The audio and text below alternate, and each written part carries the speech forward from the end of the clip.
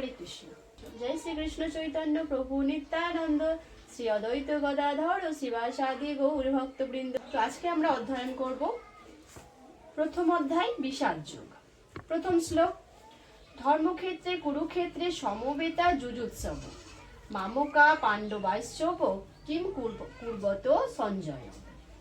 অনুবাদ, ধৃতরাষ্ট্র বললেন, হে সঞ্জয়, ধর্মক্ষেত্র কুরুক্ষেত্রে যুদ্ধ করার মানসে সমবেত হয়ে আমার পুত্রেরা এবং পাণ্ডুর পুত্রেরা কি করল? তাৎপর্য, শ্রীমদ্ ভগবদ গীতা বহু পঠিত ভগবত তত্ত্ব বিজ্ঞান, যার সারমর্ম গীতা মাহাত্ম্যে বর্ণিত হয়েছে। সেখানে বলা হয়েছে যে ভগবত গীতা পাঠ করতে হয় ভগবত তত্ত্বদর্শী কৃষ্ণ ভক্তের তত্ত্বাবধানে পুঙ্খানুপুঙ্খভাবে বিশ্লেষণ করার মাধ্যমে এবং ব্যক্তিগত উদ্দেশ্য প্রণোদিত ব্যাখ্যাসমূহ বর্জনপূর্বক তা হৃদয়ঙ্গম করার চেষ্টা করা উচিত।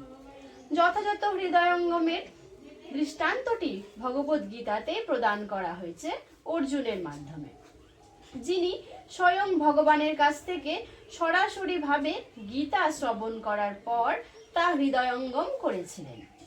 যদি কেউ গুরু পরম্পরা ধারায় উদ্দেশ্য প্রণোদিত ব্যাখ্যা বর্জন করে ভগবদ গীতা হৃদয়ঙ্গম করবার সৌভাগ্য অর্জন করেন, তাহলে তিনি সমস্ত বৈদিক জ্ঞান এবং পৃথিবীর সব রকমের শাস্ত্রসমূহ অধ্যয়নের স্তর অতিক্রম করেন। ভগবদ গীতা পড়ার সময় আমরা দেখি অন্য শাস্ত্রে যা কিছু আছে তা সবই ভগবদ গীতায় আছে। উপরন্তু ভগবদ গীতায় এমন অনেক তত্ত্ব আছে যা আর কোথাও নেই। এটি গীতার বিশেষ মাহাত্ম্য। গীতা হচ্ছে পরম তত্ত্ব দর্শন, কারণ পরমেশ্বর ভগবান শ্রীকৃষ্ণ নিজে এই জ্ঞান দান করে গেছেন। মহাভারতে বর্ণিত ধৃতরাষ্ট্র ও সঞ্জয়ের আলোচনার বিষয়বস্তুটি ভগবদ গীতার মহৎ তত্ত্ব দর্শনের মূল উপাদান। এখানে আমরা জানতে পারি যে এই মহৎ তত্ত্ব দর্শন প্রকাশিত হয়েছিল কুরুক্ষেত্রের রণাঙ্গনে, যা সুপ্রাচীন বৈদিক সভ্যতার সময় থেকেই পবিত্র তীর্থস্থান রূপে খ্যাত। ভগবান যখন মানুষের উদ্ধারের জন্য স্বয়ং এই পৃথিবীতে অবতরণ করেছিলেন, তখন তিনি পরম তত্ত্ব সমন্বিত এই গীতা দান করেন। ধর্মক্ষেত্র, যে স্থানে ধর্মীয় আচরণ সমূহ অনুষ্ঠিত হয়, শব্দটি খুবই তাৎপর্যপূর্ণ, কারণ কুরুক্ষেত্রের যুদ্ধক্ষেত্রে ভগবান শ্রীকৃষ্ণ অর্জুনের পক্ষ অবলম্বন করেছিলেন। কৌরবদের পিতা ধৃতরাষ্ট্র তার পুত্রদের চূড়ান্ত জয়ের সম্ভাবনা সম্বন্ধে অত্যন্ত সন্দিগ্ধ ছিলেন। তাই দ্বিধাগ্রস্তে তিনি তার সচিব সঞ্জয়ের কাছে জানতে চাইলেন তারা কি করল। তিনি নিশ্চিত ছিলেন যে তার পুত্রেরা ও তার কনিষ্ঠ ভ্রাতা পাণ্ডুর পুত্রেরা কুরুক্ষেত্রের ভূমিতে যুদ্ধ করবার মানসে সমবেত হয়েছে। তবুও তার অনুসন্ধানটি ছিল তাৎপর্যপূর্ণ। তিনি চাননি যে পাণ্ডব ও কৌরবদের মধ্যে কোনো আপোষ মীমাংসা হোক। তিনি আশা করেছিলেন যে যুদ্ধে তার পুত্রদের ভাগ্য সুনিশ্চিত হোক, যেহেতু এই যুদ্ধের আয়োজন হয়েছিল কুরুক্ষেত্রে, যাকে বেদে আরাধনার ক্ষেত্র বলে উল্লেখ করা হয়েছে। এমনকি দেবতাদের জন্য তাই ধৃতরাষ্ট্র এই যুদ্ধের ফলাফলের উপর এই পবিত্র স্থানের প্রভাব সম্বন্ধে শঙ্কাকুল হয়েছিলেন। তিনি খুব ভালোভাবে জানতেন যে অর্জুন এবং পাণ্ডুর অন্যান্য পুত্রদের উপর এই পবিত্র স্থানের মঙ্গলময় প্রভাব পড়বে, কারণ তারা সকলেই ছিলেন অত্যন্ত ধর্মপরায়ণ।